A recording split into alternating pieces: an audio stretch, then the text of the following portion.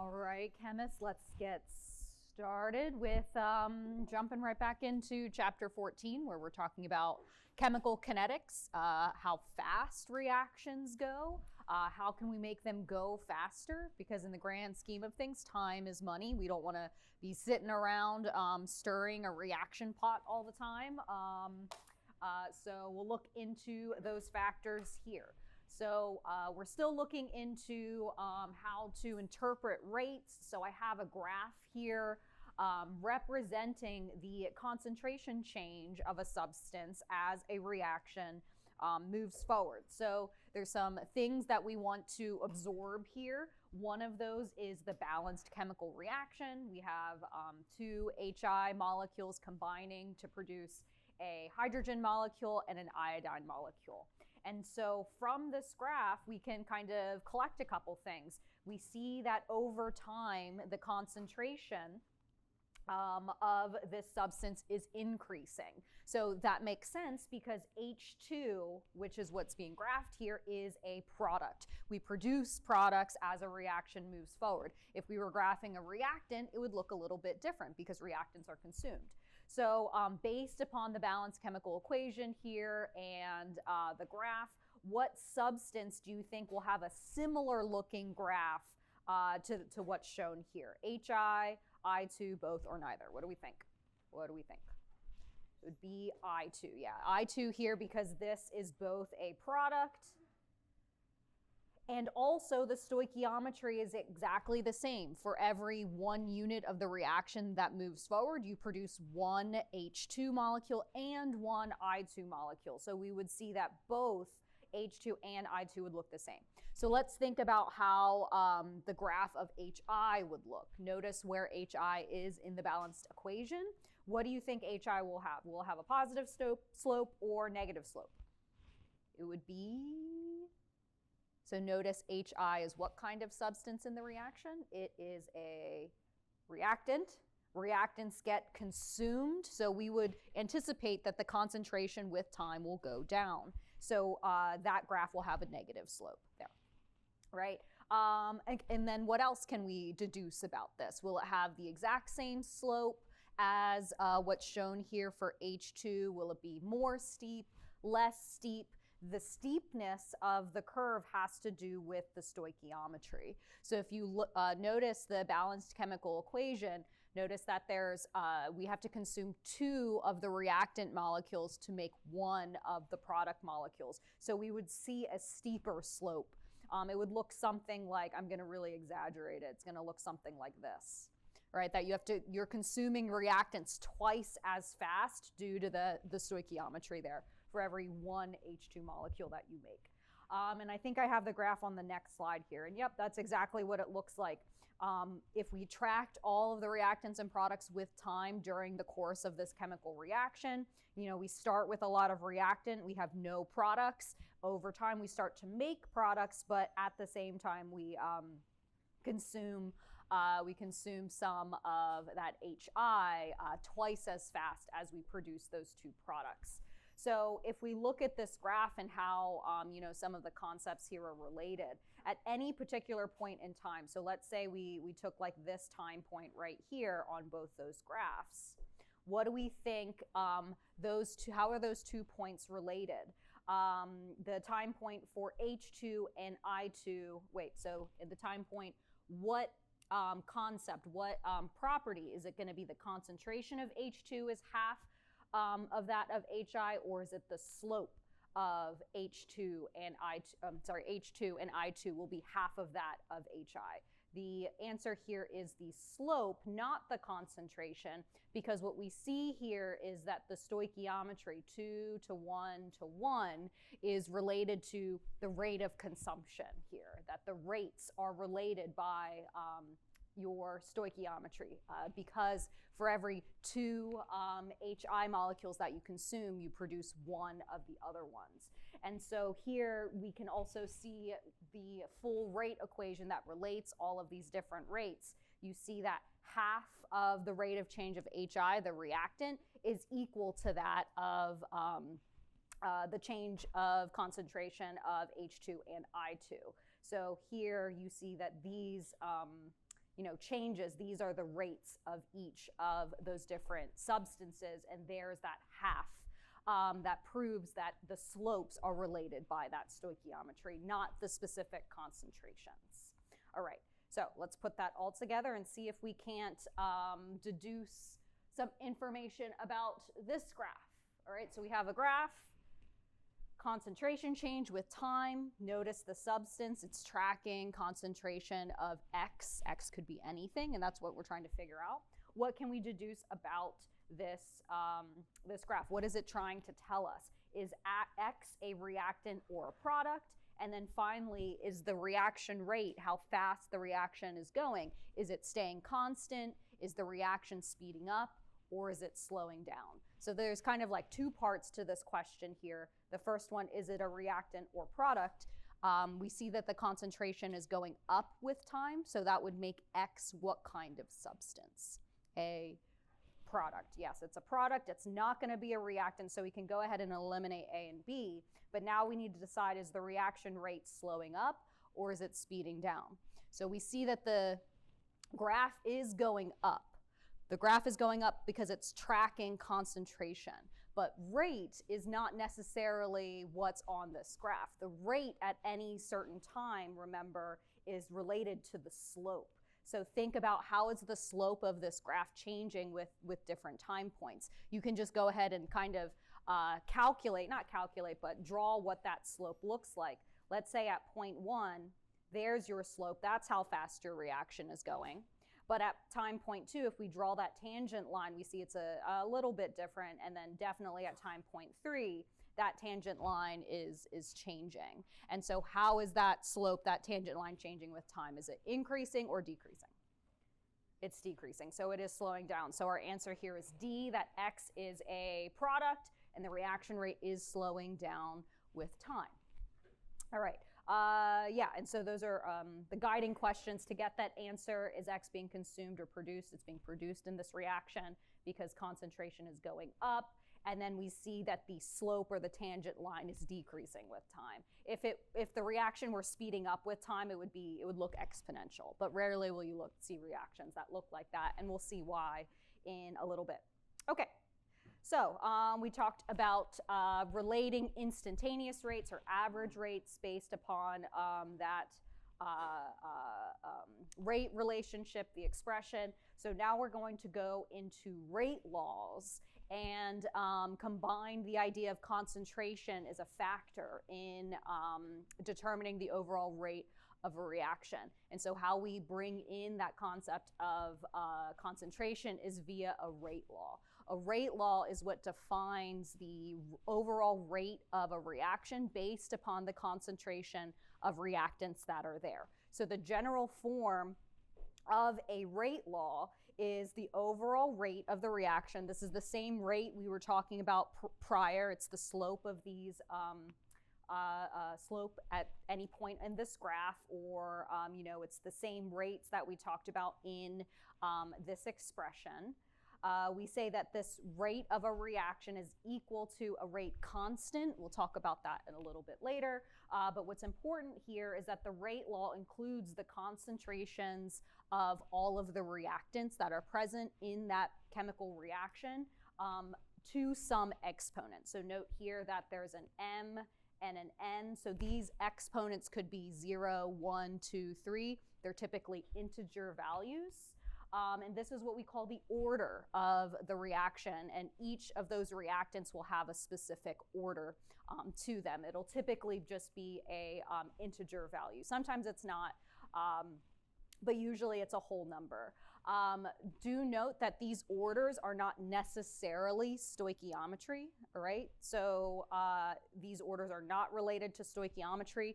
How we get these orders actually are experimentally. We're going to get rate laws 3 different ways in the coming slides.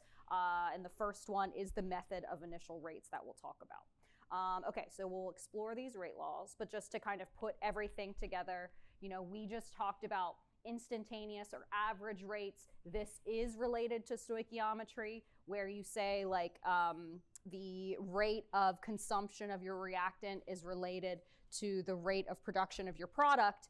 at that same time point or at that same time interval, and it's related by stoichiometry. But what we're talking about now are rate laws. This is not necessarily related to stoichiometry. We have to get these experimentally.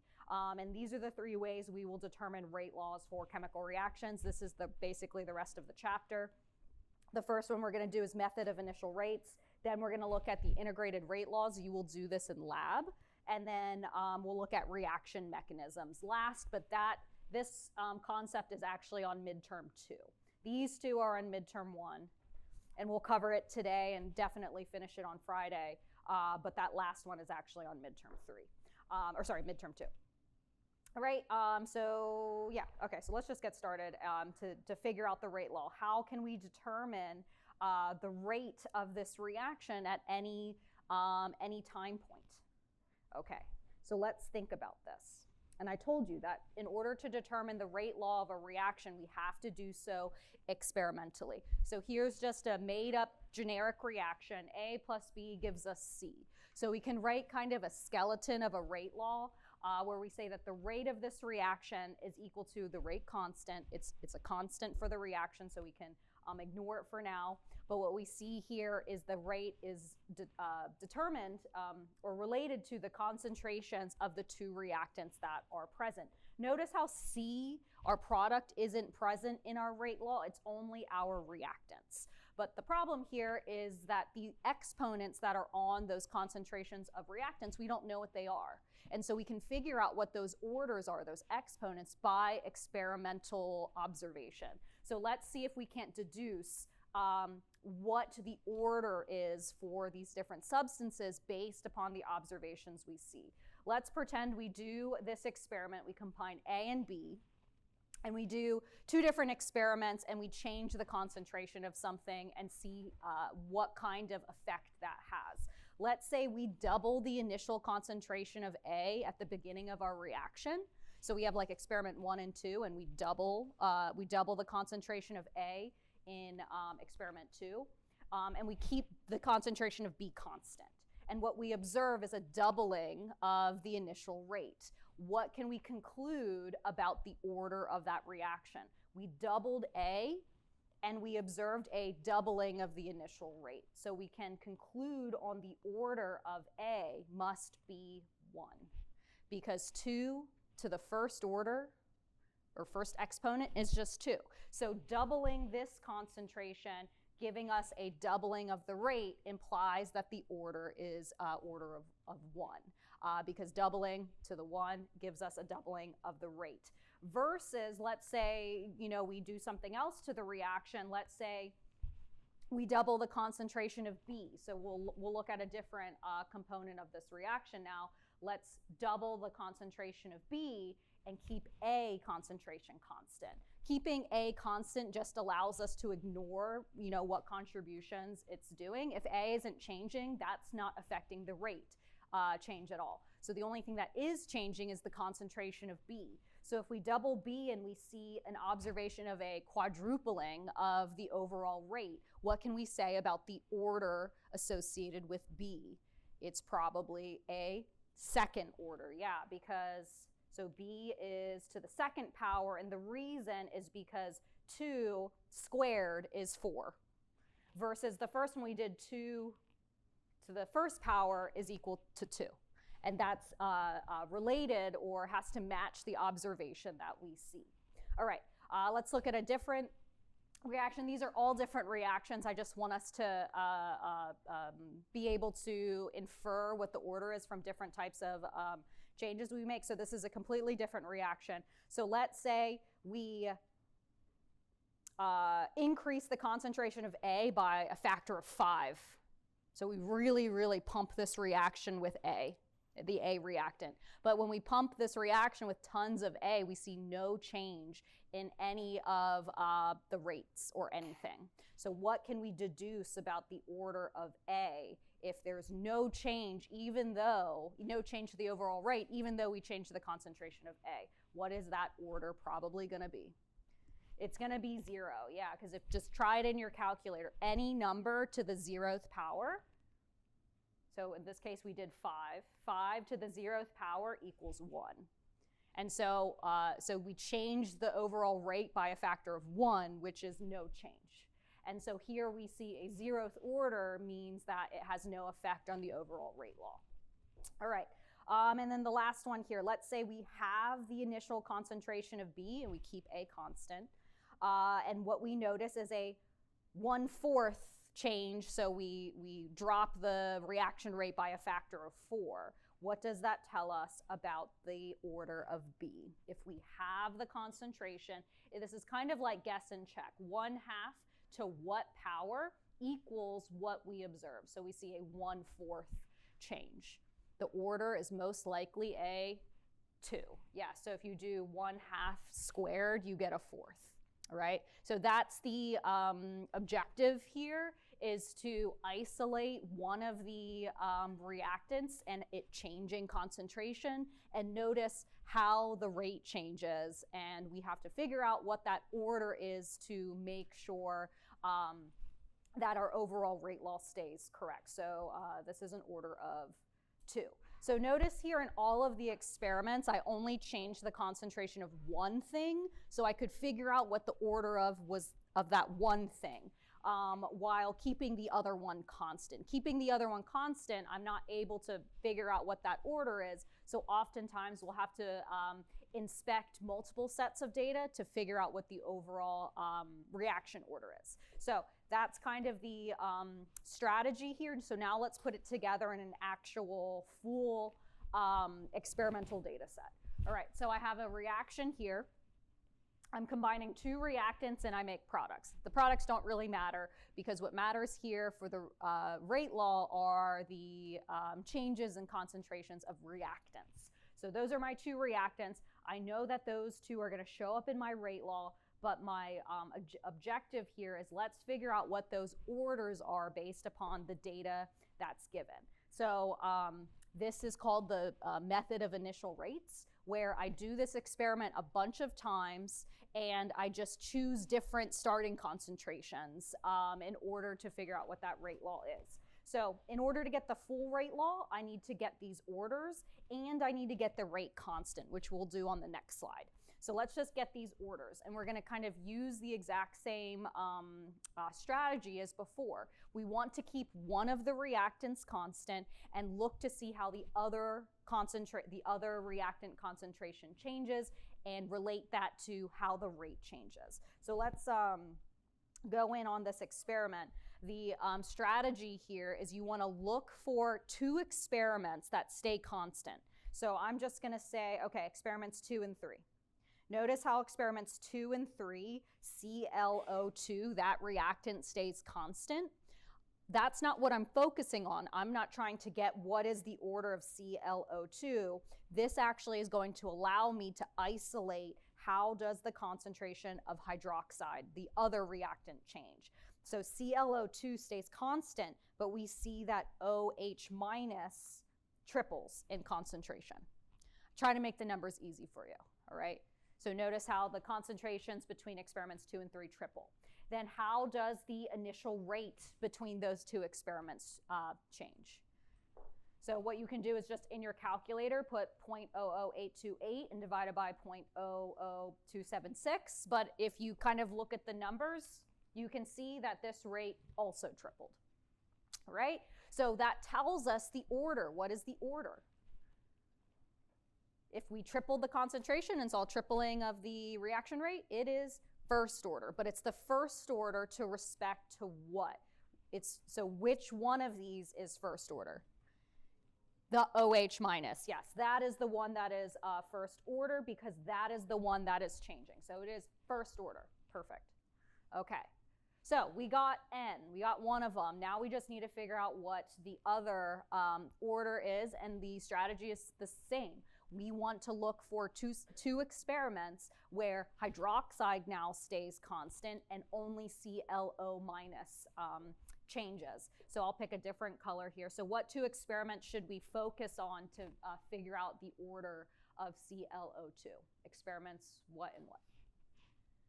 Experiments 1 and 2. And what's special about experiments 1 and 2 is notice that hydroxide stays constant. So we know that hydroxide's not contributing to the change in rate, But what we see is, okay, a tripling of ClO2. Hydroxide stays constant. Oh, I should do the arrow the other way. Do the other way. So between experiments 2 to 3, it increases by a factor of 3. All right, because I like whole numbers. I don't want to say like, oh, it decreases by a factor of a third. That's a little bit harder. So just kind of flip it in your head to see between experiments 2 to 1, it triples in concentration.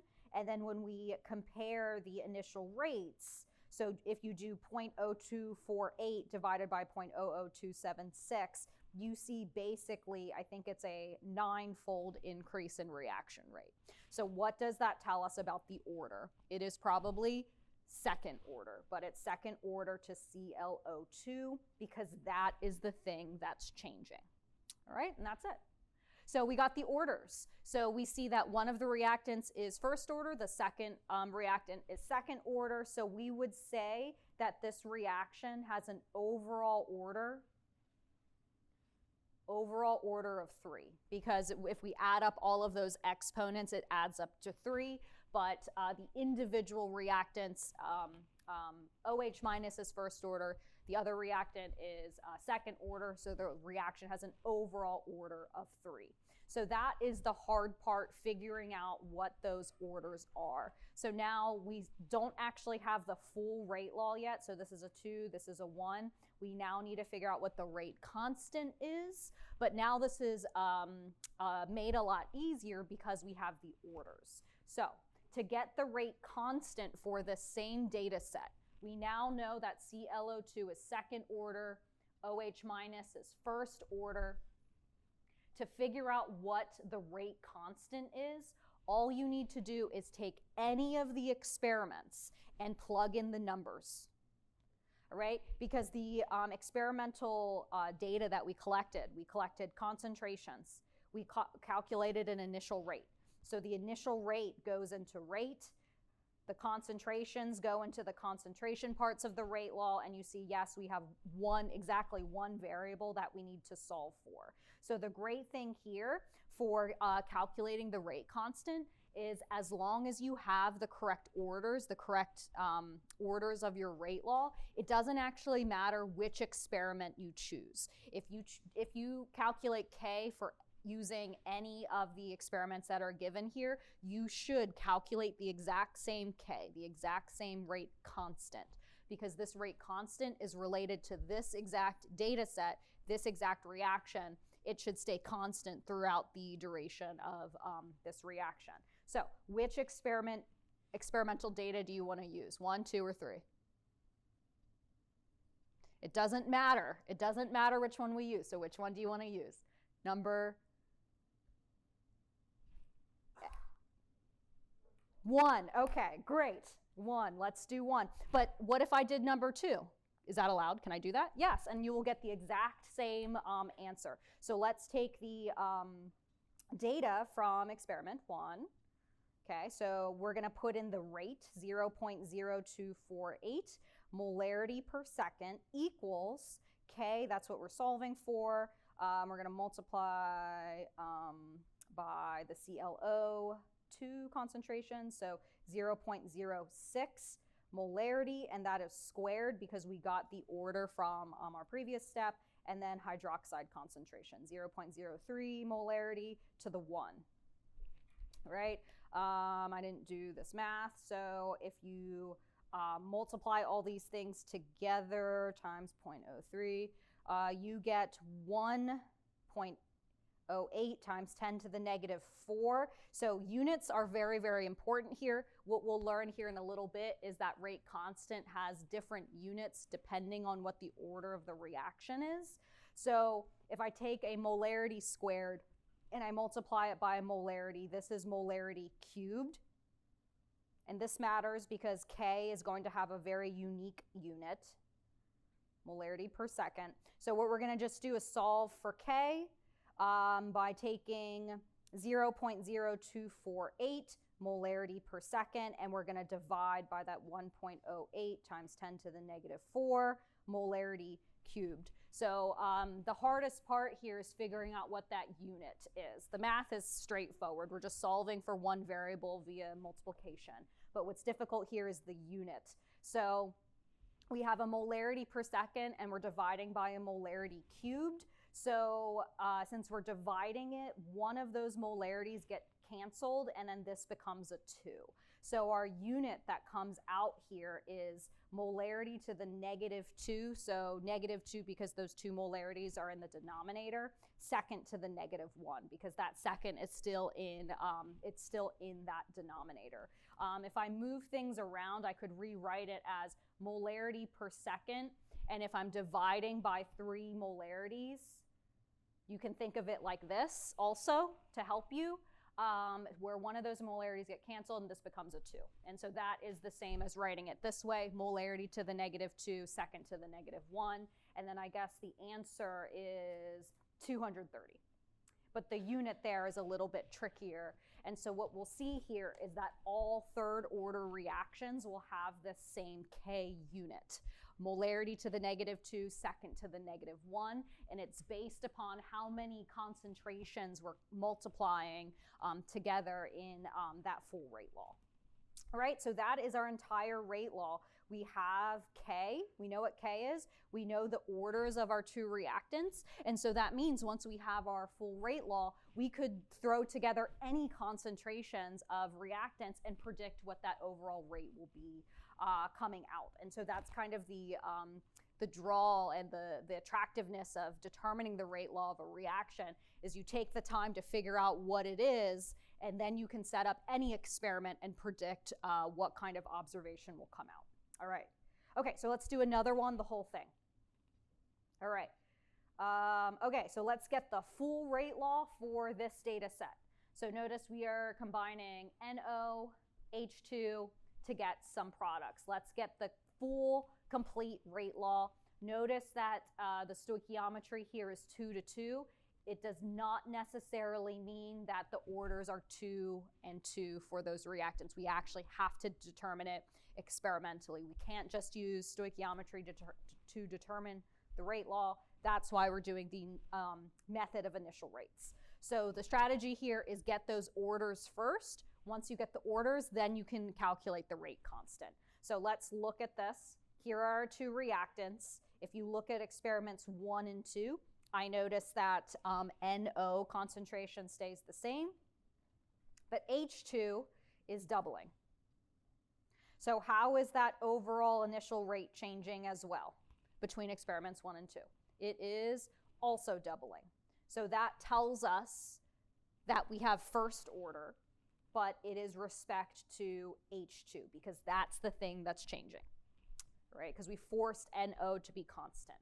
So this experiments 1 and 2 tells us that H2 concentration or H2 is first order. This is no different than me saying you double the concentration of this reactant, you see a doubling of the overall rate, and you deduce that it's a 1. It's no different than that. It's just we're figuring out how is that change happening to relate it to the rate law. All right, so we got one of them. So this number is a 1.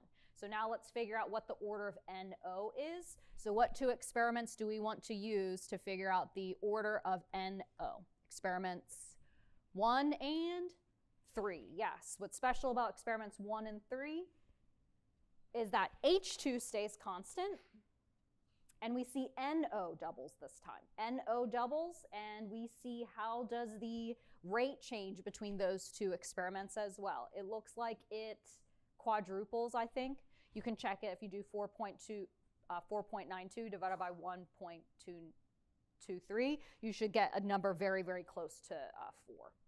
And so that tells us that NO concentration must be to the second order, all right? So there is our mostly complete rate law. We see that the rate is equal to the rate constant times NO concentration squared to H2 concentration to the 1, right? That's not our full rate law. We still need that the value of the rate constant to be a complete rate law. So what we're going to do is take any one of the experiments and plug in the information. So in the previous example, we did experiment 1, but for funsies, let's do experiment 2. Let's take the information from experiment 2 to get that rate constant. But you can always, after class, you can go ahead and do the other experiments, plug in the data for the other experiments, and you will still get the exact same rate law, or sorry, the exact same rate constant, regardless of what experiment you use, as long as you got the orders correct. And that's the beauty of the rate constant. It stays constant for any concentrations. But for funsies, let's just do experiment 2, where we plug in this data. So 2.46 times 10 to the negative 3 molarity per second equals rate constant, that's what we're solving for, 0.1 molarity squared, that's the NO concentration, times 0.2 molarity to the 1, that's your H2 concentration. So putting this all together, 0.1 times 0.2, we get that K, I won't skip a step, all of this is equal to 0.002 molarity cubed, because we're combining 3 different molarity concentrations. And so what we get is that K is equal to 2.46 times 10 to the negative 3 molarity per second over that weird molarity cubed unit we just got. All right. And so that answer, is it 1, 2, 3? Yep, it's 1.23, but what's difficult here is getting that unit. So one of those molarities in the denominator gets canceled with the one that's up top. And so we see that the unit here is molarity to the negative 2, second to the negative 1.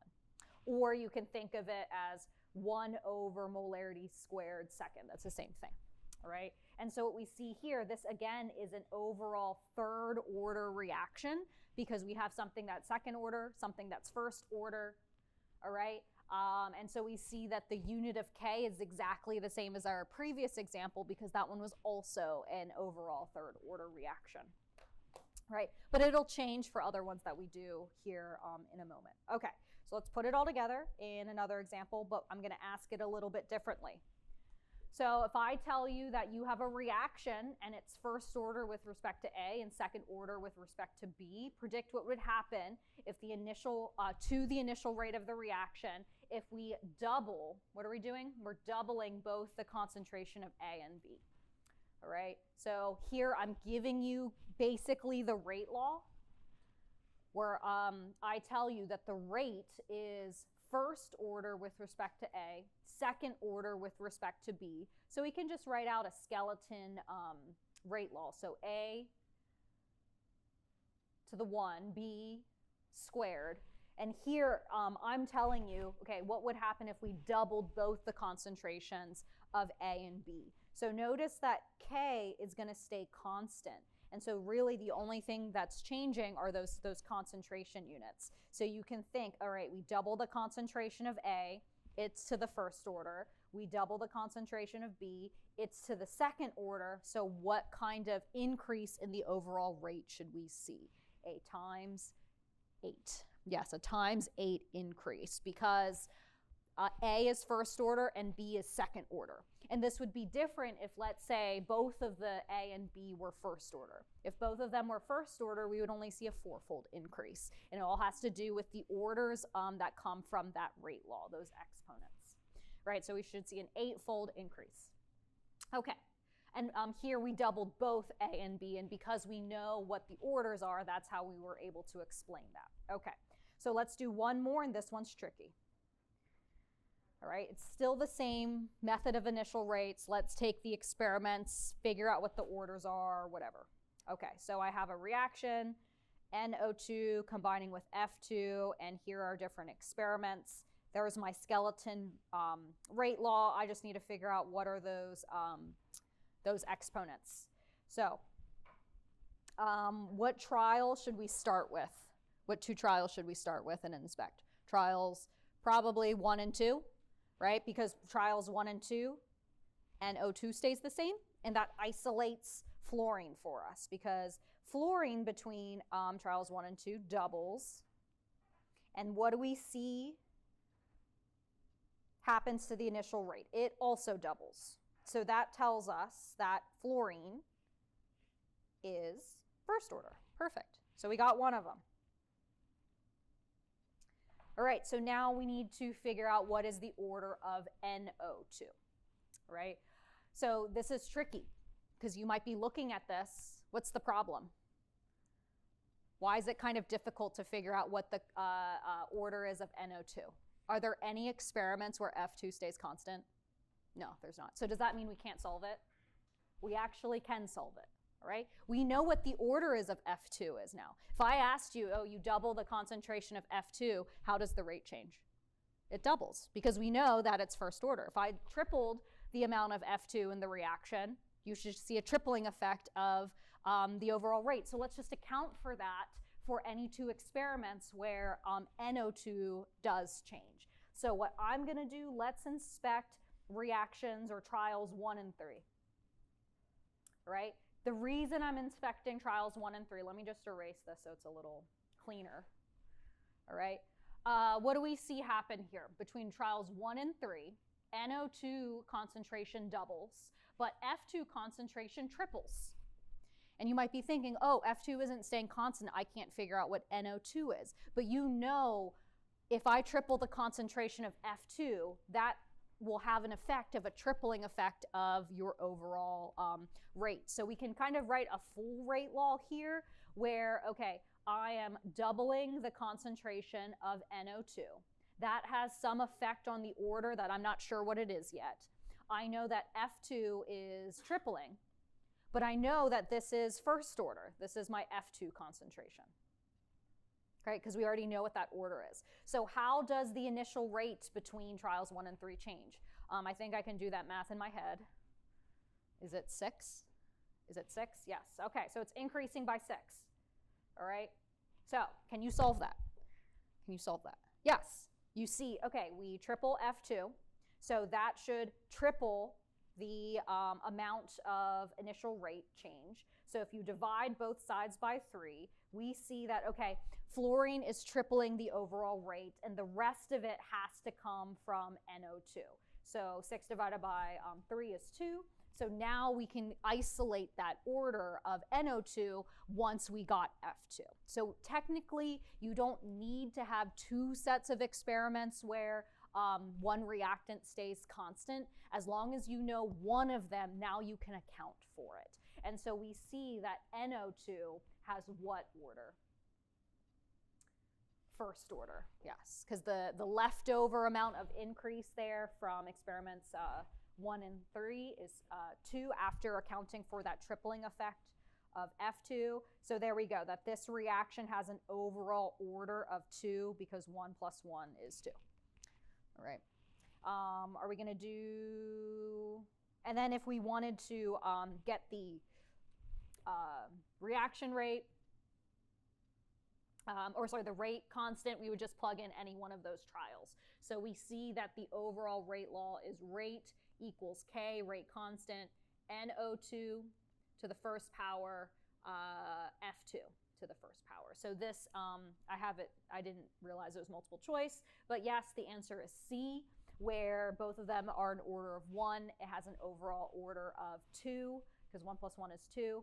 But the trick is here, what makes this one tricky is that one of the reactants never stays constant, but that's fine. So A is not the correct answer, but that's kind of the trick here. You can figure it out once you get the order of the other thing. I'll point out that one of the homework assignments in chapter 14 has one like that, where only one of them stays constant, so you can figure out the order of the other thing and then account for it for the rest of your calculations. Okay, I like the method of initial rates. It's like a cute little puzzle. Okay, all right, so yeah, that's basically the method of initial rates. That doubling of something has some type of an effect of the overall rate, and we can account for that using the exponents.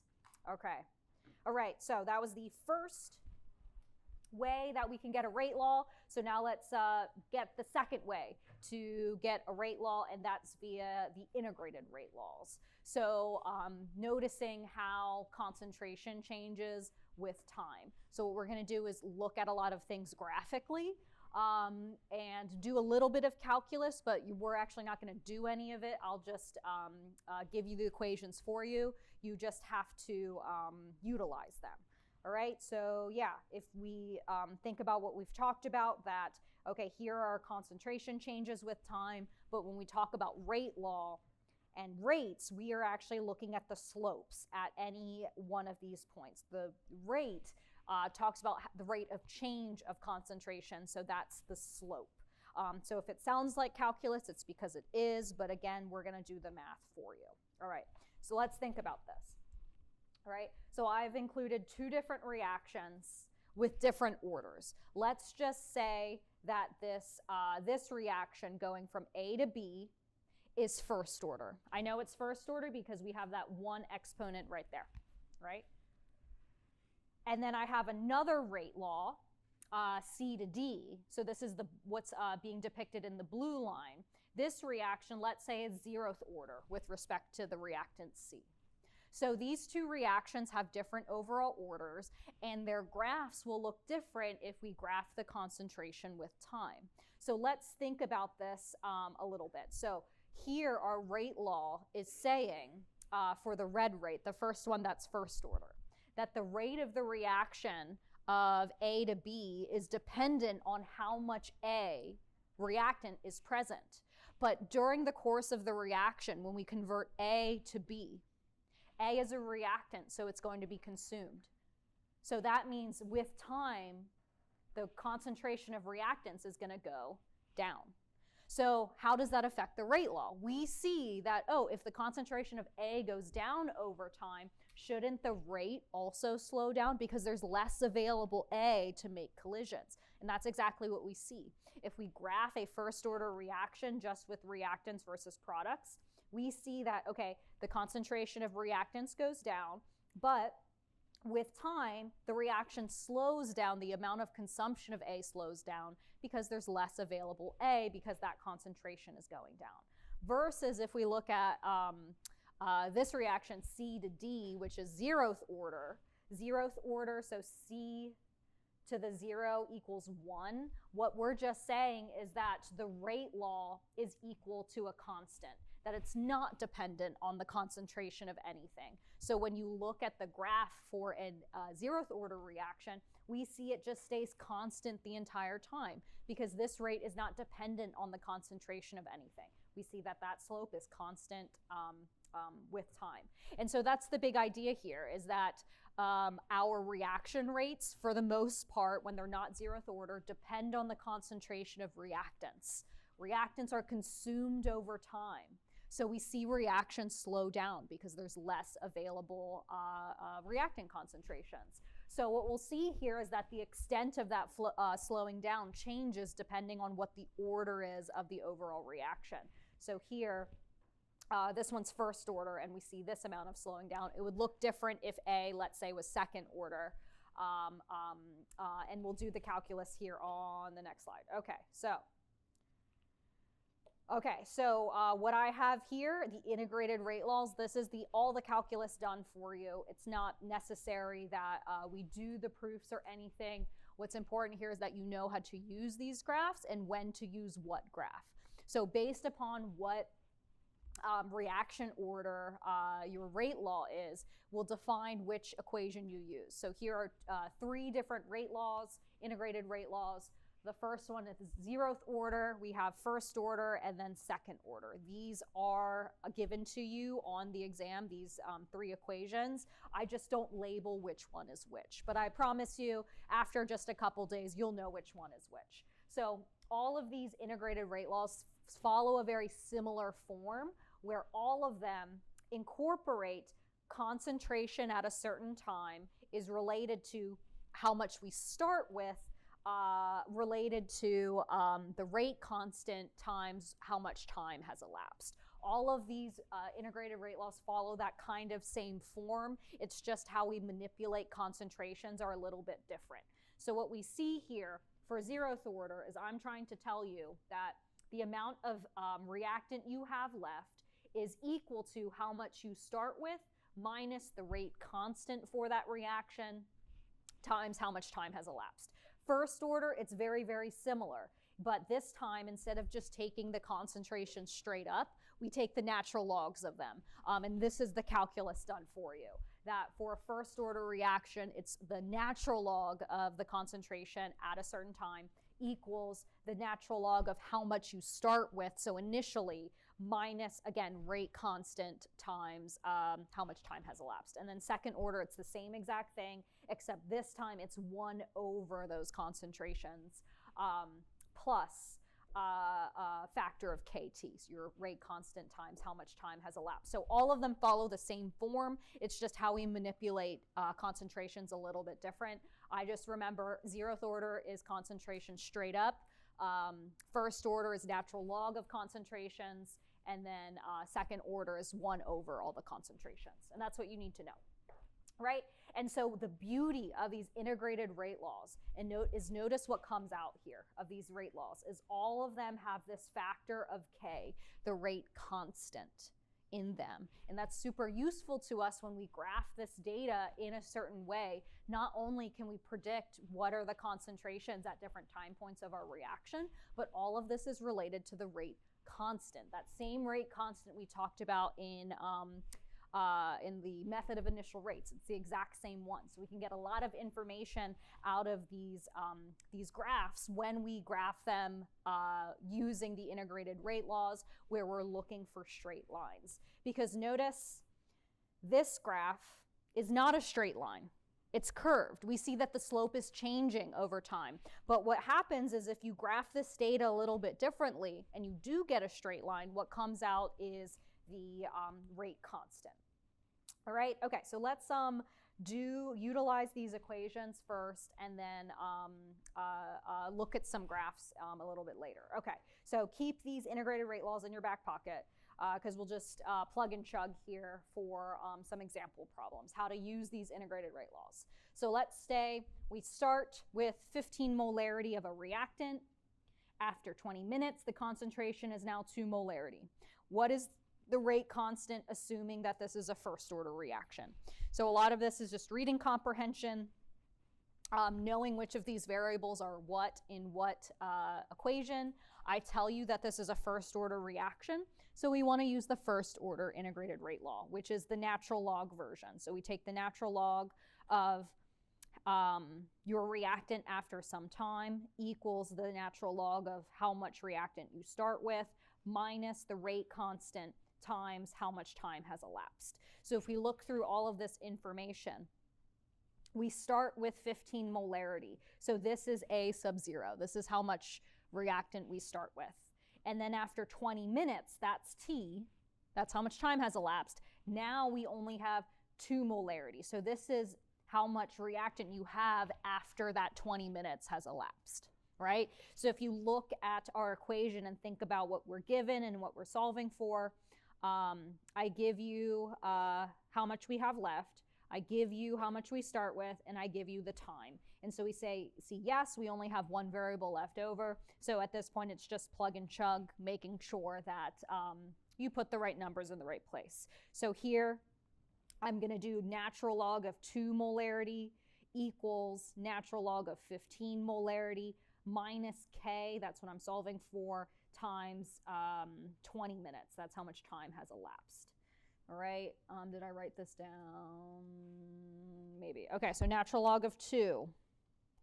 So when you take the natural log of something, it becomes unitless. So natural log of 2 is 0.693 equals natural log of 15 is 2.71 minus K times 20 minutes.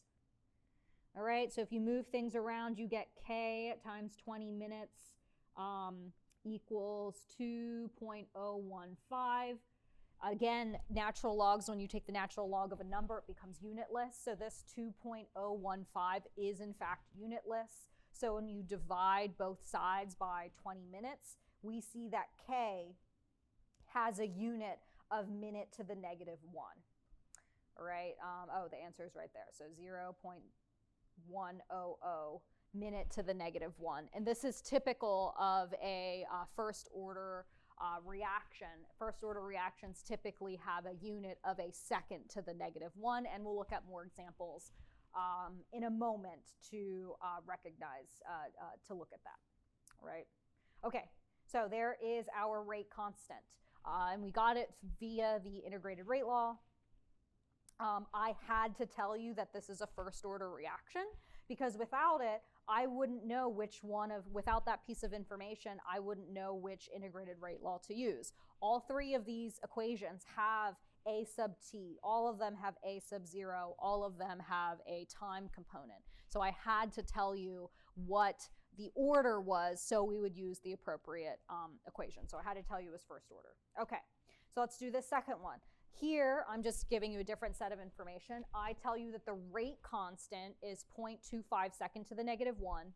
And I say after 1.5 seconds, your reactant concentration is 0.1 molarity. What was the initial concentration of A when you started, assuming this is a first order reaction? So we're going to be using this exact equation again.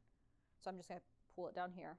But this time we are solving for something else. I give you how much A we have after 12 seconds. I give you time. I give you the rate constant. This time we're just solving for A sub 0. All right? So same exact deal, just put the numbers in the correct spaces. So here, rate constant K, 0.25 seconds to the negative 1 is K. T is 12.5 seconds. 0.1 molarity. Is that A sub 0 or A sub t? A sub t, because that's how much you have left after 12 seconds. So this is A sub t. And so we're just going to solve for A sub 0. So putting in those numbers, we have natural log of 0.1 equals natural log of A sub 0. That's what we're solving for. Minus K, so 0.25 second to the negative 1 times 12.5 seconds. So you see in this KT term, second to the negative 1 times a second just cancels out those units. So what comes out is a unitless number. So notice that all of these natural logs are unitless. We're subtracting a unitless number, so that's all fine and dandy. Okay, so putting this together, natural log of 0.1 is negative 2.302 equals natural log of A sub 0 minus,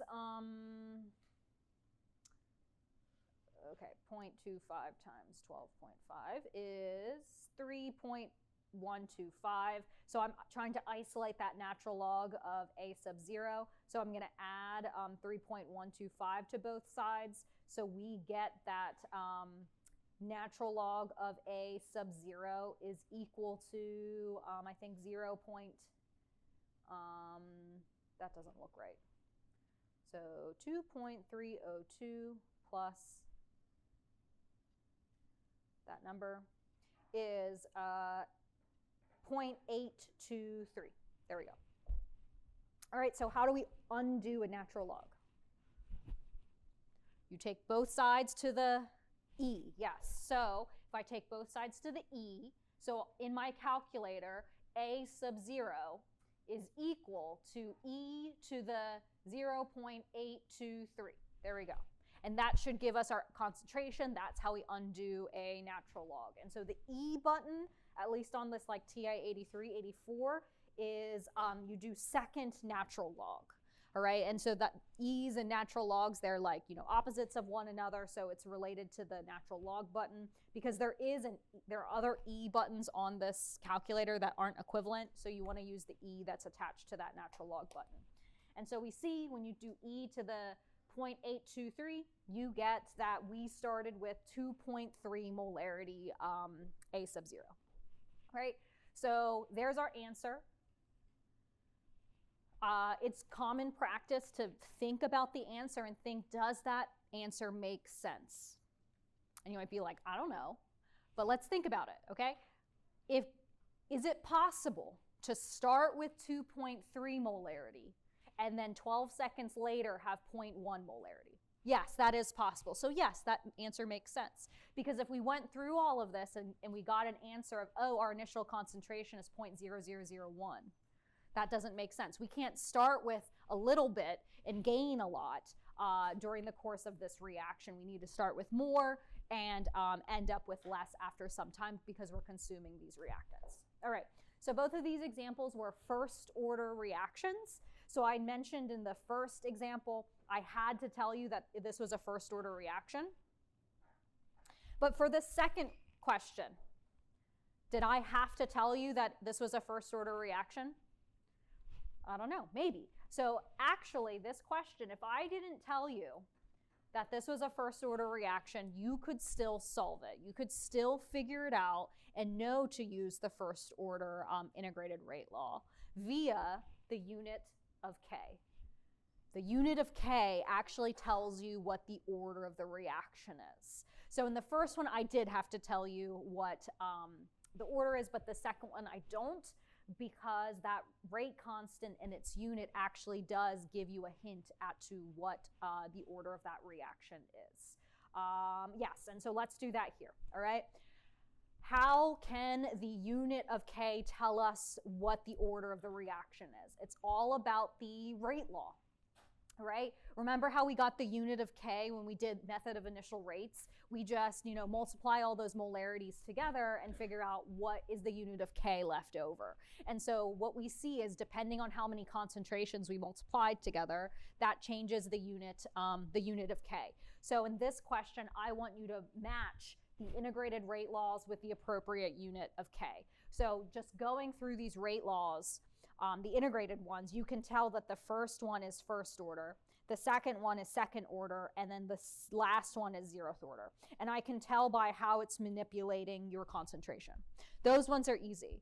But what's a little bit harder is, okay, how can we match these different Ks with the different integrated rate laws? And so our strategy is, for all of these different units of K, all of them are going to relate to our overall rate law. So let's just go in order.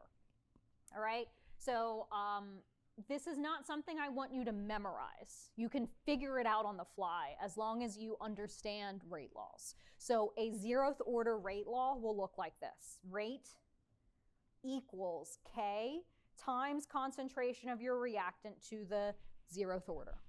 But anything to the 0 is equal to 1, and that's unitless, so this is 1.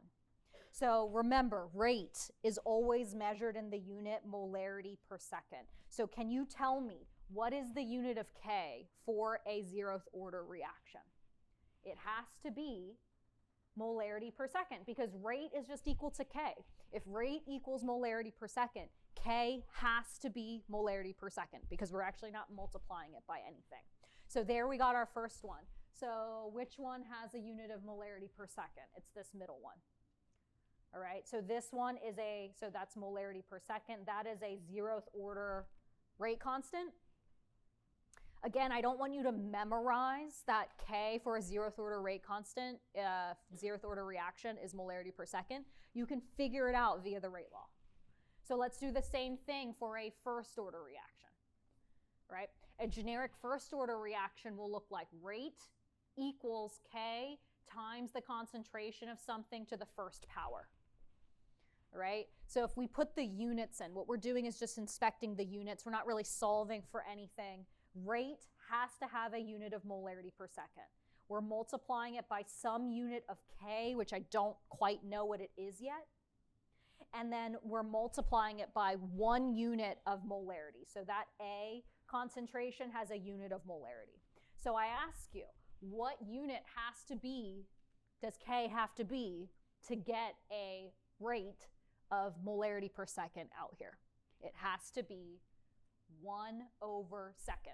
Because notice how a molarity times a 1/second equals a molarity per second. That's the whole goal, right? What does K have to be in order for rate to come out to be molarity per second? Again, you don't have to memorize it. You can just figure it out on the fly. And so there we go. There's the unit of my K is 1/second. So we see which one of these is first order. It's this first one, I guess. Right? This one is the first order reaction. You can tell by the unit of K is second to the -1, and that is related to the first order integrated rate law. All right? Okay, next up, and the last one is second order. So our second order reaction is going to look something like this. Rate equals K times A concentration squared. So I need to get a molarity per second, that's my rate. equals K, some rate constant. I'm not quite sure what the unit is. But A concentration squared is going to have the unit molarity squared. And you do the same thing. Ask yourself, what does the unit of K have to be so the right side of that expression comes out to be the molarity per second, so all the units cancel out nicely. And so if you work that out, you need a second on the denominator, but you also need a molarity on the denominator as well. So that whole unit ends up being molarity to the -1, second to the -1, right? And so we see that it's this last one that is second order, because it's molarity to the -1, second to the -1. So the last relationship is right there, all right? Related to the second order reaction. Okay, so putting it all together, let's see if we can't do this. What if I told you I had a fifth order reaction? What is the unit of K? Is that something you need to memorize? No, you can figure it out on your own using the same method, where we take rate equals the rate constant times concentration of something to the 5th power. So if we inspect the units, it's the same exact thing. Rate needs to come out to be molarity per second. What is the unit of K? But then how many molarities are tacked on there on the right side? Molarity to the 5th. And so you ask yourself, what does that missing unit of K have to be so rate comes out to be molarity per second? So you still need that second on the bottom, but how many molarities on the denominator do you need? 4 of them. Yeah, so this is molarity to the 4th. So you would write this out, molarity to the -4, second to the -1. That is the unit for a 5th order reaction. You can figure it out as long as you understand the rate law. All right, okay, so that's how we inspect the unit of K, but we will be working with first order reactions a lot, and so it will be very beneficial if you can recognize that any rate constant that has just a time unit in it, so like time to the -1, is always a first order reaction. That's very useful to us because we'll be doing first order reactions a lot. Okay, all right, so that's using the integrated rate laws, calculating it. So how else can the integrated rate laws be useful to us? They're useful to us because when you graph data using the integrated rate laws, we oftentimes get straight lines, and those straight lines tell us a lot about the reaction. So here's an example reaction. It's the conversion between methyl isonitrile to acetonitrile. It doesn't matter. But I'm going to tell you that this is a first order reaction. Right? So the speed of this reaction is dependent on how much reactant I have present. So if I show you the data for this reaction, I'll tell you the pressure, the concentration of our reactant over time decreases over time, but it doesn't decrease in a constant rate. This graph isn't very useful to us. All it really tells me is that this is a reactant and it's decreasing over time. That's all it tells me. So what a little bit of data manipulation can do to us is, okay, let's take these same pressure time points, but instead of graphing pressure versus time, let's just take the natural log of each of these pressures and graph that instead. So when you do that, so notice here on the y-axis, on the second graph, I'm not graphing pressures straight up, I'm graphing the natural log of each of those pressures. I didn't have to redo the data. I didn't have to retake all these measurements. I just took, this is great with Excel, you just take all the pressure values, you go to the next Excel cell and you put equals natural log and you point to that cell and you just drag all of it. And when you do that and graph natural log versus time, we get something very beautiful come out. And it's a straight line. But it's not just a straight line, it's a straight line where this slope is related to K, the rate constant of your reaction.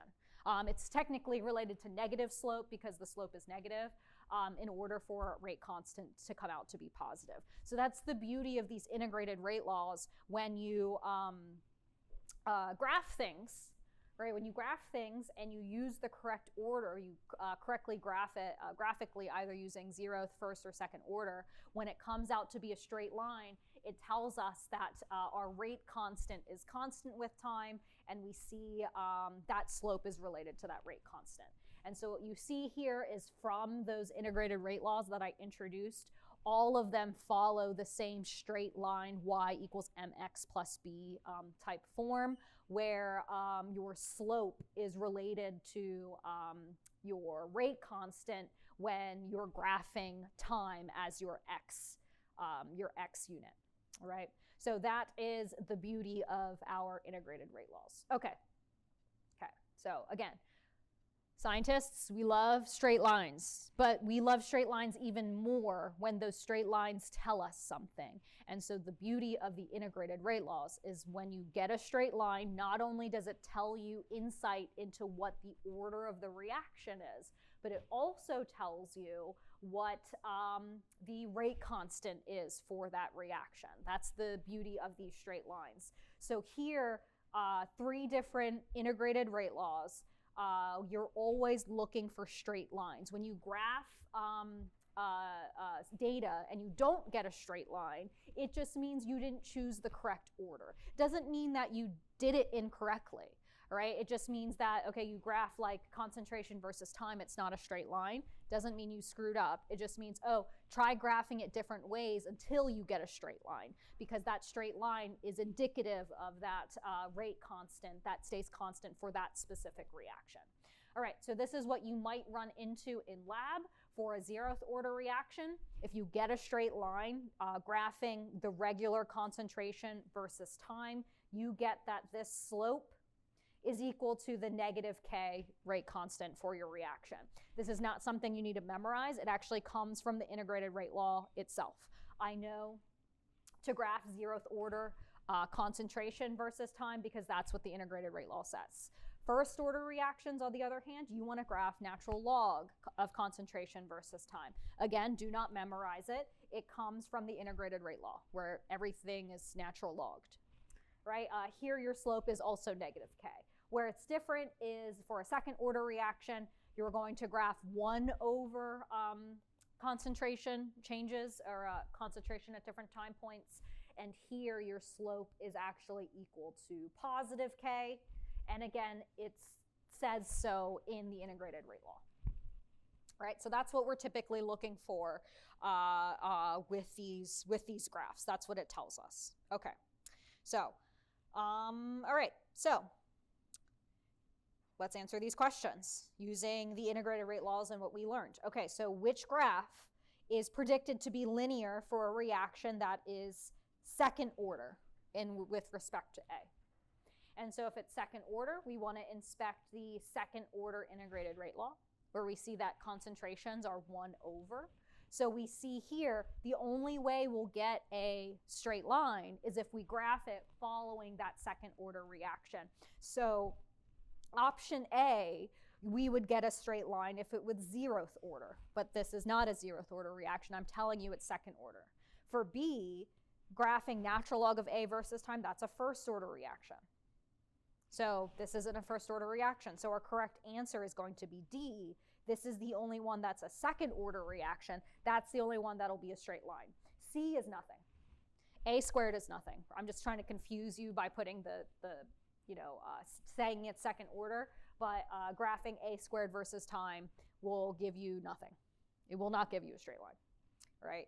So here, recognizing you'll only get a straight line when you graph the data using the order that that reaction is either 0th, 1st, or 2nd order. Okay, so here is a different one. A student analyzed data for a 0th order reaction. What should the labels on the x and y axes be? So if this is 0th order, the x-axis has to be time. So for all of these integrated rate laws, your x-axis will be time, how concentration changes with time. But what is going to be on our y-axis? Our integrated rate laws tell us the answer. What are we going to graph? Just concentration straight up. That's it. We don't have to do any manipulation to it. And again, it's because I said that it is 0th order. So where's my answer? X and Y axis respectively. So it's just going to be A. Time is going to be your x-axis. Concentration will be your y-axis. C is trying to explain a first order reaction. B is trying to explain a second order reaction. And D is nothing. D is nothing. Right? Okay. So I mentioned that you're going to do this in lab. So you will probably be asking yourselves the same thing in lab, and this lab is bar. You did SOL yesterday. You do freezing point depression tomorrow. Is that right? Yes. Okay. And then I think next week, do you do bar? Maybe? I don't know. Okay. So bar is this, where you're going to bar stands for photo bleaching of allure red. So you're just going to do a chemical reaction, and you're going to track its progress with time. And you're going to figure out what order it is. So what we're going through right now is exactly what you're going to do in lab. So you study a reaction in lab, and here are your concentration time points. All right? You're going to do this in lab. You're going to collect your concentration. You're going to graph it, and you're going to look at this, and you're going to be like, did I do it right or wrong? All right? So here, if you graph this, what does this graph imply? Does this graph tell you that this is a 0th order reaction, a first order reaction, a second order reaction, or does it just tell you that this is not 0th order? What do we think? So notice the units on your X and Y axis. Concentration straight up versus time. So you're trying to graph what kind of reaction? 0th. But is it a straight line? It is not. So is this reaction 0th order? It is not. So that is all this graph tells you. That it's not 0th order. That's it. I don't know if it's first, second, or third, or whatever. Okay? So does that mean you messed up? It does not mean you messed up. So this will probably happen to you. You'll graph your junk and get 0th, or you won't get a straight line, and you'll think, oh, I need to do the experiment again because it's not a straight line. No, that's not the case. All you need to do is regraph your same data points just using the different integrated rate laws. So yeah, the answer is B. Just regraph that same data. The next step, like probably what you'll collect in lab, is a bunch of time points and a bunch of concentrations, all right? So you'll graph these two, X and Y axes. If it's not a straight line, what you're going to do is just take the natural log of all those concentrations. You'll make a new column. And to figure out if your reaction is first order, you'll just graph those two columns, time, natural log of concentration. If you still don't get a straight line, you'll just make a new column of data, 1 over concentration, pointing to your original concentrations you collected, and you'll graph these two columns, and that will tell you if the reaction is third order. So really, you only do the experiment once, and that's collecting these two columns. Figuring out if it's 0th, first, or second order just takes manipulation of the data to figure out, okay, when do I get a straight line? So just because you don't get a straight line doesn't mean that you screwed up. It just means you got to manipulate the data. Okay. Okay. All right. Okay. So here, you studied this reaction twice. A and B. So it's this reaction goes A to B. What can we get from this graph? That this reaction follows what kind of kinetics? Second order, yes, second order. How do you know it's second order? It's graphed 1 over, and they are straight lines. Yes, because if the lines look like this, would it be second order? Nope, has to be a straight line. Okay, so this is the same reaction. I just plotted them. So they're the same reaction. They're both second order because they're both straight lines. Okay.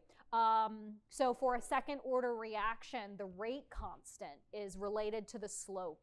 How? It is the positive slope. I can tell because of the second order integrated rate law, the slope is positive KT. So here, the slopes is equal to K. Right, positive K, because we have positive slopes here. All right, so how are these two experiments similar? Or no, how are they different? Or how are they similar? Let's think about this. Do these two experiments have the same slope? Yes, they do, because they're parallel to one another. And does that make sense? I told you, you studied the exact same experiment twice. So it makes sense that they both have the same rate constant because they're the same reaction. But you might be thinking, but they're not on top of one another. Why are they offset? So let's look into that. Why are these two graphs offset, right? So their slopes are the same. They're the same reaction, but they're offset to one another. They're offset because they have different, let's do a different color. They have different y-intercepts, okay? So if we go through these options, okay, how are these two experiments different? Their rate constants are different. That is not true. They actually have the same K. They have the same slope. They're parallel lines. B, they're the same reaction, so the two experiments are the exact same. If they were the exact same, the two lines would be on top of one another. They're not the exact same. They're actually a little bit different, but I want you to recognize why they're different. They're different because the y-intercepts are different. The y-intercept shows up right here. This is your y-intercept. If you look at the second order reaction, all right, like all of these things right here, those are your y-intercepts, right? So your y-intercepts are related to how much reactant you start with. So the answer is they're the same reaction. It's just that their initial starting concentrations are different, all right? Because the y-intercept for a second order reaction is equal to 1 over a sub 0, how much you start with. That's your y-intercept. And so we see, oh, they happen at different points, all right? They start at different points. So we start at different starting initial concentrations, and then we let the reaction go. But since they're the same reaction, they'll have the same slope when graphed 1 over concentration. But the reactions are a little bit different because we have those different starting concentrations. All right. So draw the predicted graph if this reaction was repeated, but with double the amount of initial concentration at the beginning. So if we start with, let's say, a lot of our reactant, where would that line be? Would the line be up here? Or would it be down here if we started with double the amount? Yeah, you'd think, oh, double, higher. But how are we graphing this data? 1 over. Yeah, so if we double the amount of A concentration starts in the denominator. If I make this number bigger, our starting point is actually going to be lower. So what happens here is if we did this reaction again, it's going to actually be lower, all right? Notice how I drew this line. I drew the line lower, but I also drew it parallel to the rest of the lines. And that's very important because we're studying the exact same reaction 3 times. So they should all have the same rate constant. They should all be parallel. All right, so let's move on to the next one. And these are important points that'll happen in bar. All right? Because what can we say about these two graphs, these two sets of data? These are what kind of reactions? What's their order? First order. Yeah, I can tell because look, this is the unit here is graphed first order, and the lines are straight, right? They're straight. So we can tell from this graph that these two reactions are first order. For first order reactions, the rate constant is equal to the negative slope. But what's the difference in these two experiments? Are these lines, parallel to one another? They're not. They have different slopes. They have different slopes. So this is a K, that's a K, they're different slopes. So these are actually different reactions. Different reactions because the Ks, the rate constants, are different. If you studied the same reaction, it should have the same rate constant, all right? Because this is oftentimes what happens when you're going to do this in bar. You're going to graph the data a lot of different ways. And there's 2 ways, like, so let's say I did like natural log of, I graphed natural log or whatever. Technically, or like this, Aren't all these lines straight?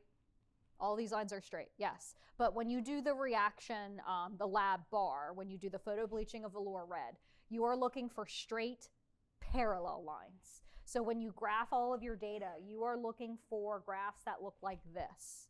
Not like this, but technically all of the lines are straight. But what's implied in this top graph is that these are the same exact reaction because they have the same slope in all of them, so it's the same reaction. In this one, you're studying 3 different reactions with different slopes.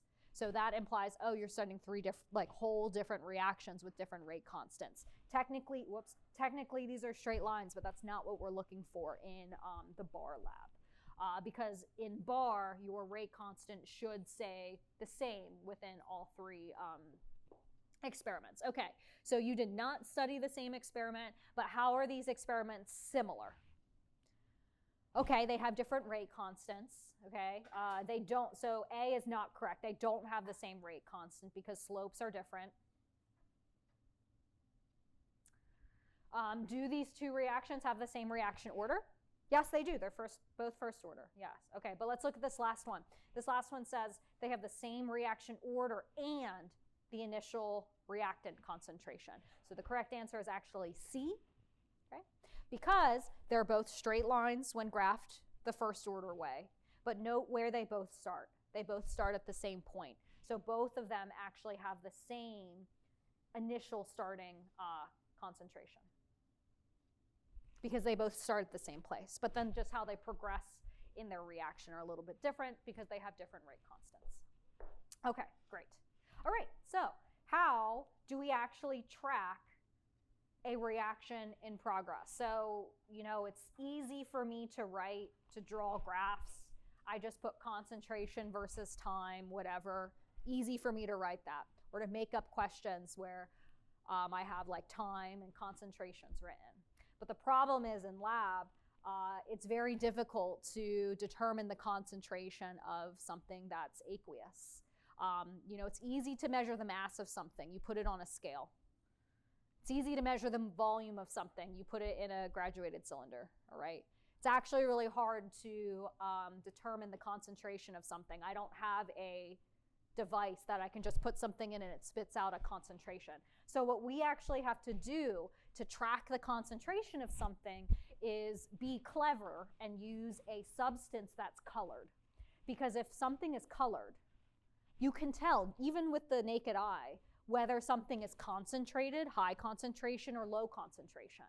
And that's how we determine the concentration of different solutions is basically we measure how colored is that substance. So like, for example, here, you can clearly tell that this vial has a very high concentration. This one, a very low concentration.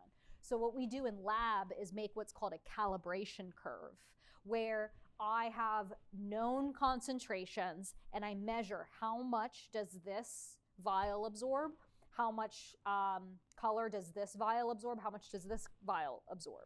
And when you do that, you make what's called a Beer's law plot, where you have known concentrations and you figure out how much does each of those concentrations absorb. This is a straight line, but you'll only probably make like 4 or 5 data points where you'll know the concentrations of like these 5 points and you'll know how much each of them absorbs, okay?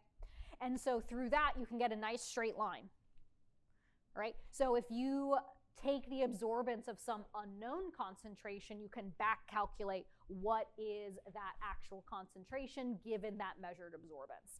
And so you'll do this in the bar lab where you actually have to first make a Beer's law plot, make a calibration curve. You're going to take known concentrations, figure out what those absorbances are. So as you track your reaction, you're actually not measuring the concentration changes with time. You are actually going to measure absorbance changes with time.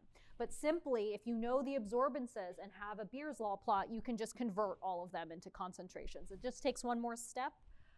It's very easy to do in Excel once you have your Beer's law equation.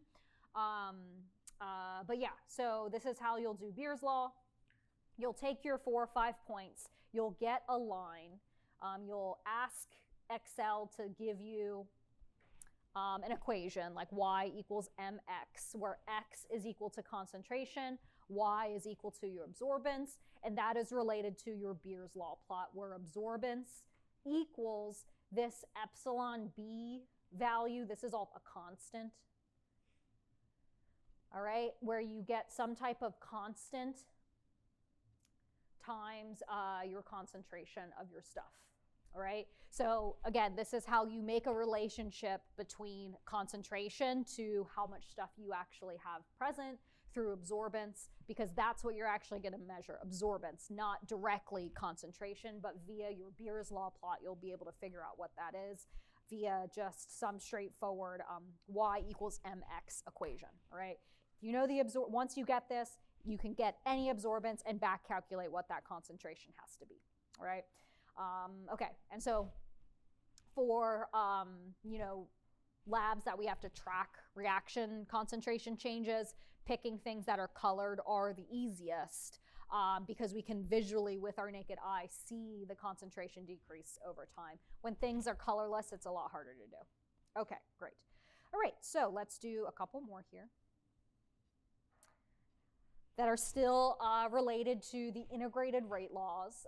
So I showed you with those integrated rate laws, you can take your rate constant and determine, you know, if you know how much stuff you start with, you can figure out how much stuff you have after a set amount of time, as long as you have that rate constant.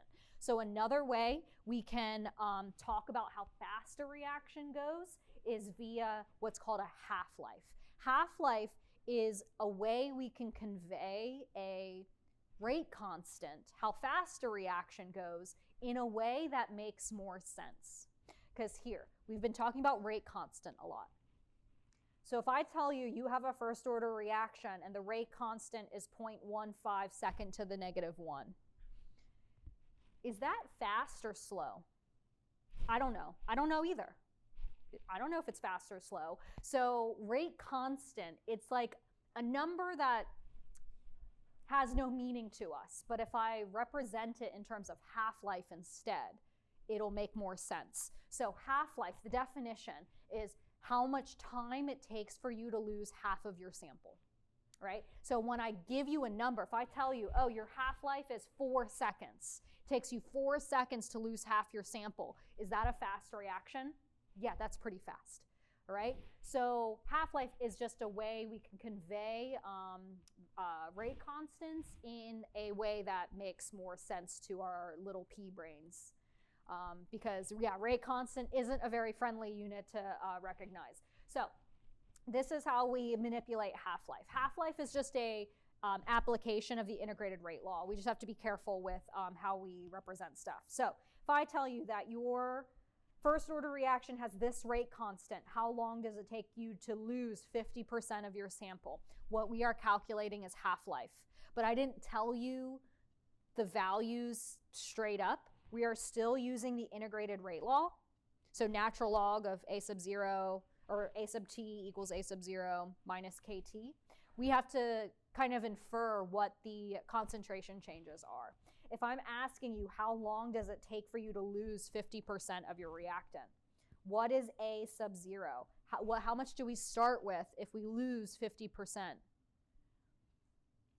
We start with 100%. But I didn't tell you that. You got to infer it.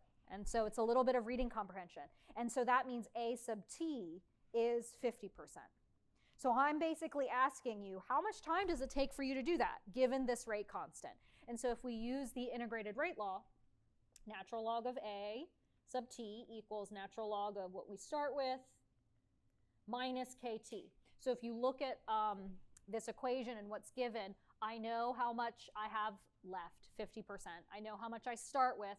I know K. I'm just solving for how long does it take to do that. So putting the numbers together, natural log of 50 equals natural log of 100 minus K. I tell you it's 0.15 second to the -1 times T. So I am just solving for that T. So you might be thinking, okay, but percentages, 100% is 1 and 50% is 0.5.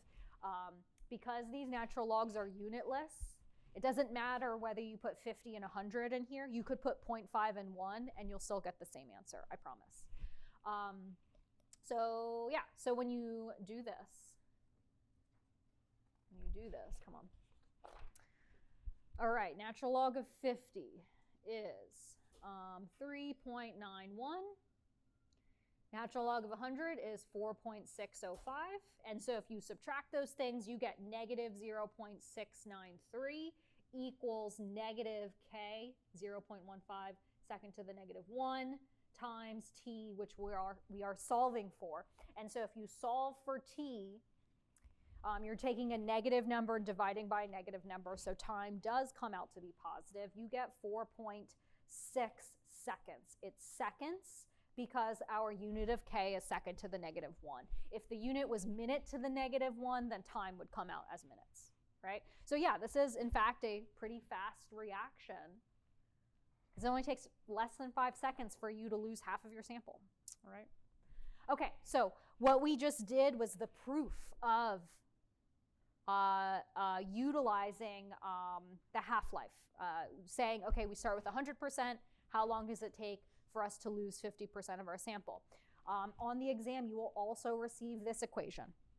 This equation does all of that, what we just did for you. So this equation directly relates half-life to the rate constant for a first-order reaction. So what you see here is that your half-life is equal to 0.693 divided by k, your rate constant. So all we had to do to actually solve this question is just take that k and put it in the denominator. You will get the exact same answer. Just try it. Do 0.693 divided by 0.15, and you'll get 4.6 seconds. Right? You might be thinking, what is that number on the numerator? What is 0.693? That is natural log of 2.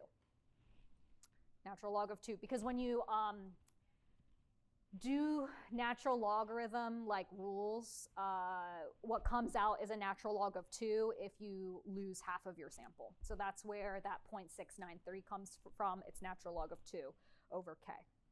Right? So this only works in relating your half-life to your rate constant. All right, so let's do another one. Oh, nope. Okay. So I mentioned that first-order reactions are quite common, so using the half-life equation for a first-order reaction, very useful. Also because all radioactive decays are first-order reactions, and we'll come back to that at the very end of the year. Radioactive decay series, where this is your half-life equation, but really what the half-life equation is just your integrated rate law using 100% and 50% already for you. Here is a half-life equation for a second-order reaction, so it is a little bit different. Again, all of these equations are provided to you.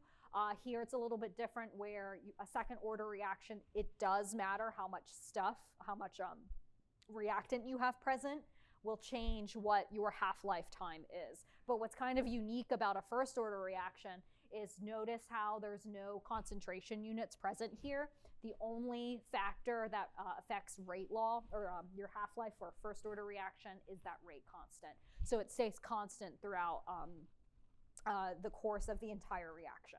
All right, so those are your different half-life equations. You have to know what the order is to know which one to use, but all it does is relate your rate constant to your T1 half. Okay, so let's do one more example using half-life. Here I'm telling you we have a decomposition reaction, and it follows first-order kinetics. Great, so I have those first-order reactions here for you, or equations. So this is a little bit of reading comprehension. Let's say we start with an unknown amount of N2O5, so reactant, and after 11 minutes, 30% of your sample disappears. What is the half-life of the reaction? Right? So I'm just telling you, 30% of your sample disappears in 11 minutes. So what a lot of students will do is try to shove these numbers in the half-life equation. Right? Because that's what I'm asking you, right? I'm asking you, what is the half-life? And I give you a time. But you can't do that here. Okay, the half-life equation only works in describing your rate constant to your half-life. So what we actually have to do here is we need to use the integrated rate law first, because 11 minutes is just some random amount of time. It's not the half-life. So I give you a time. I give you how much of your sample disappears so we can figure out how much of our sample we lose. And from that, we're going to calculate what K is. So we're going to use the integrated rate law first with the information given. Then once we get K, then we can shove it into the half-life equation. But what a lot of students do is they see, oh, I need to calculate half-life. Let's try to fit these numbers in this half-life equation. Nope, you can't do that. All you need for that half-life equation is K. You need to figure out what K is. So let's use the integrated rate law to do that first. So, okay, so natural log of how much stuff we have left, natural log of what we start with, minus KT. So I give you T. T is 11 minutes, but we need to figure out what is A sub T and A sub 0. So if my reaction loses 30% of reactant, how much did I start with? 100%, perfect. And then how much do I have left over? Is it 30%? It is not 30%. It is 70%, yes. Now we have all the pieces we need to use the integrated rate law. We got A sub T, we got A sub 0. Now let's just calculate K. And then once you get K, then you shove it into the half-life equation. All right. Okay, so natural log of 70 equals natural log of 100 minus K, that's what I'm solving for, 11 minutes. All right. I'm going to just skip a lot of work. K is equal to 0.032 minute to the negative 1. It's minute to the negative 1 because time is in the unit of minutes, right? Do you have any idea if 0.032 is fast or slow? Nope, I don't know. So let's convert it into a half-life so it makes more sense to us. So we're going to shove that K into our half-life equation now to make it make more sense. So T1 half is equal to natural log of 2 over that 0.032 minute to the negative 1. When we do this, what is the unit of T1 half that comes out? What's the unit? Minutes, yes, because K is in minute to the negative 1. So when you do that, you get 21 minutes. Does that make more sense to our little pea brains? Yeah. Oh, yeah, it takes 21 minutes to lose half your sample. Yeah, that makes more sense. I have no idea if 0.032 minute to the negative 1 is fast or slow, all right? Let's make sure this answer makes sense. It took you 11 minutes to lose 30% of your sample. So does it make sense? Does a 21-minute half-life make sense? Yeah, because if it takes 11 minutes to lose 30%, it should take a little bit more time for you to lose 50%. Yeah, so that answer makes sense. So if we did this and we got like 2-minute half-life, that would not make sense. Okay, great. All right, so let's put it all together. Okay, consider this reaction, A to B. A plus B equals C. And I determined that the rate law for this reaction is second order with respect to A, first order with respect to B. Which set of experiments is consistent with this rate law? So what are we looking at here? Everything's a straight line. So what are you focusing on? Your y-axis. So you are looking for the data set that says A is second order. So you are looking for what kind of y-axis?